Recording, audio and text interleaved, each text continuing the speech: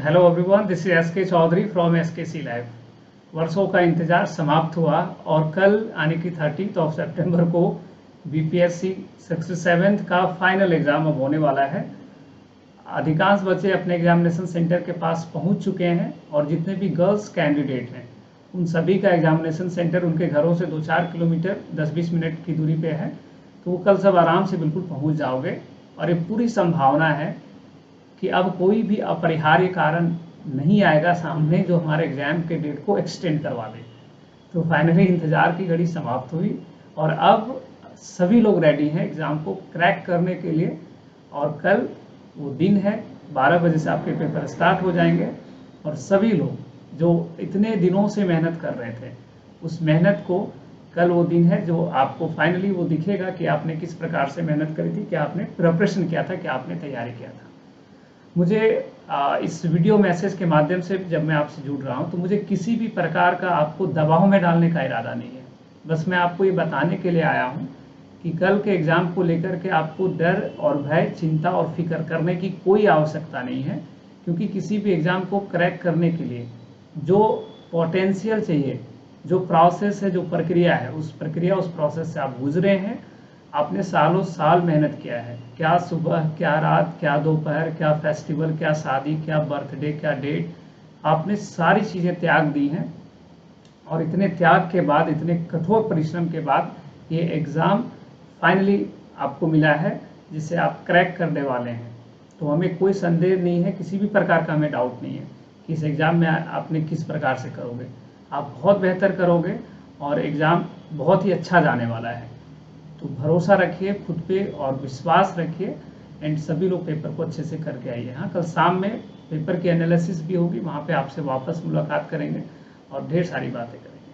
असल कुछ बातें हैं, जैसे एग्जाम सेंटर के अंदर आपको क्या रणनीतियाँ अपनानी चाहिए, वो क्या स्ट्रेटजी होगी जिसके आधार पे आपको अपने एग्ज़ाम को क्रैक करना चाहिए या फिर आप अपने आप को एग्जामिनेशन सेंटर के अंदर बेहतर रख सकते हैं। मेरा मानना है कि एग्जामिनेशन सेंटर के अंदर बहुत सारी चीज़ें हैं जो हमारे रिजल्ट को, हमारे एग्जाम को डिसाइड करती हैं, जिसमें से कुछ बातें हैं जैसे जब आप सेंटर के अंदर होते हैं तो आपका बॉडी लैंग्वेज क्या है, आपका कॉन्फिडेंस क्या है, आपका माइंड सेट क्या है।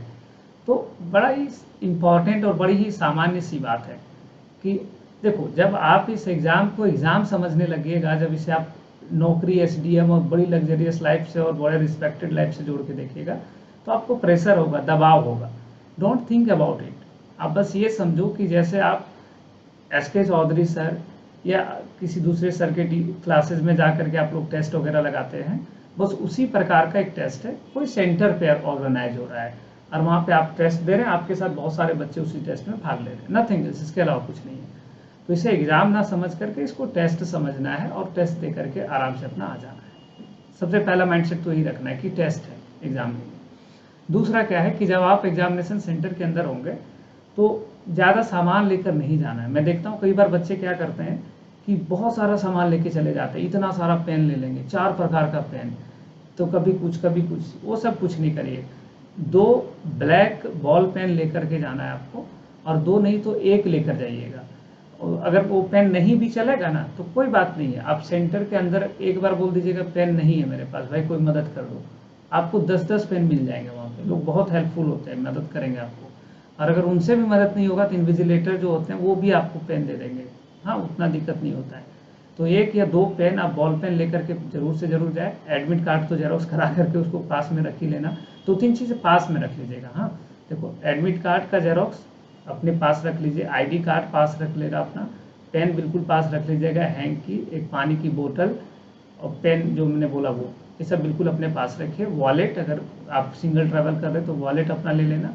मोबाइल फ़ोन अगर घर के नज़दीक सेंटर है तो अवॉइड करिए लेकर के जाना। और अगर आप मोबाइल फ़ोन ले करके जाते हैं तो प्रयास करिएगा कि सेंटर के आसपास अच्छे दुकान होते हैं कुछ जो आपके मोबाइल फ़ोन वगैरह को ढंग से रख देते हैं, आप उसमें आपको रिसीविंग वगैरह भी देते हैं काफ़ी सिक्योरिटी, तो उसको 10 रुपये 5 रुपये ले करके रखते तो वहाँ पे रख लेना, क्योंकि ये सब चीज़ें बड़ी चोरी वगैरह भी होता है बड़ा इधर उधर, तो वो सब नुकसान नहीं उठाना है। ये सब जरूर कर लीजिएगा और बहुत कम लॉजिस्टिक्स के साथ सेंटर पे पहुंचिए, जितना कम से कम चीज़ हो। प्रयास करो सिंपल से एक slipper, round neck T shirt और जीन्स वगैरह, लड़कियां भी अपनी जो कैजुअल ड्रेसेस हैं उसको पहन करके प्रयास करिए जाने का सेंटर पे। आप जितना सिंपल जाएंगे आपका दिल दिमाग उतना बेहतर रहेगा, कुछ नहीं सोचोगे, आप एग्ज़ाम प्रॉपर दे करके तब बाहर निकलना। एग्ज़ाम हॉल में आपने किसी से बात नहीं करनी है।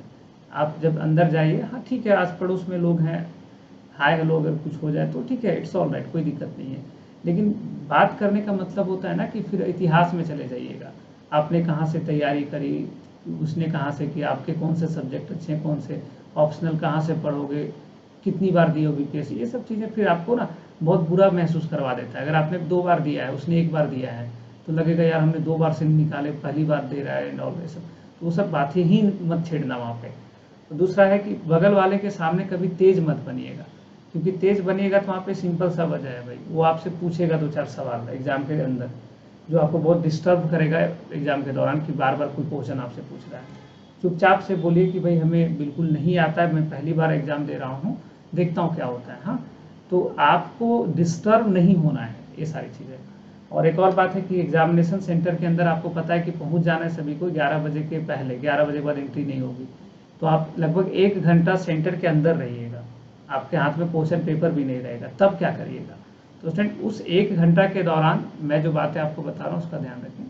आप अपने सेंटर में अगर विंडो सीट है या फिर आस पड़ोस में अगर ऐसा कुछ दिख रहा हो, मान लो कोई पेड़ पौधा, कोई गार्डन, कोई स्कूल चल रहा है, बच्चे हैं, हाँ पेड़ पौधे, कोई आपको जानवर दिख रहा है, एनिमल्स दिख रहे हैं, अगर नेचर लविंग हो तो थोड़ा सा ऑब्जर्व करो, ये चीज़ें प्यारी होती है, कोई दिक्कत नहीं है। और अगर नहीं है तो प्रयास करें कि उस दौरान अधिकांश समय जो है उसको ध्यान में लगाइए, मेडिटेशन करिए। मेडिटेशन करना मतलब ऐसा नहीं होता प्रॉपर किसी भी योगा आसन के साथ ही किया जा सकता है, जिस मुद्रा में वहीं पे आप अपनी आंखें बंद करके ध्यान लगा सकते हैं। और अगर आपने पहले से भी ये प्रयास किया होगा तो ये आपके लिए बड़ा हेल्पफुल होगा। अगर ये ऐसा आप करते मेडिटेशन वहाँ कर लेते हो तो आपका जो माइंडसेट होता है बड़ा क्लियर रहता है और आपकी ऑब्जर्वेशन पावर बढ़ जाएगी। तो क्या होगा कि पीछे की चीज़ों को रिकॉल करना बहुत आसान हो जाएगा। तो इन बातों का ख्याल रखिए। ये सब कुछ, हाँ फिर एग्जामिनेशन सेंटर में आपको कुछ बातों का ध्यान रखना है कि अगर कोई दिक्कत आ जाए, तो मान लो सेंटर के अंदर है, हमें कोई कॉम्प्लिकेशंस आ रहे हैं, कोई परेशानी आ रही है, तो हर एग्जामिनेशन सेंटर के अंदर एक कंट्रोल सेंटर होता है एग्जाम को कंट्रोल करने के लिए।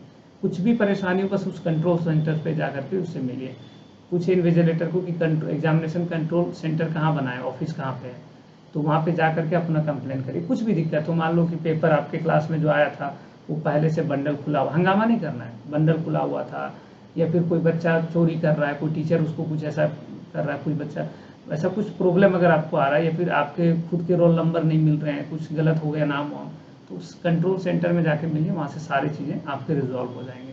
इन बातों पे ख्याल रखिए। नेता नहीं बनना है। अगर कहीं पे खास करके देखिएगा, मैं जहाँ तक समझ पाता हूँ, जिन बच्चों के एग्जाम नहीं अच्छे जाते तो वो लोग नेतागिरी करना लगता है, वो लोग फ़ोन निकाल के तुरंत पता लगाएगा कि कहाँ से पेपर चेक लीक हुआ, कहाँ पे नहीं लीक हुआ। तो लीक होना पेपर तो बीपीएससी का आम बात है, लेकिन कभी कभी गलत खबर भी फैल जाता है।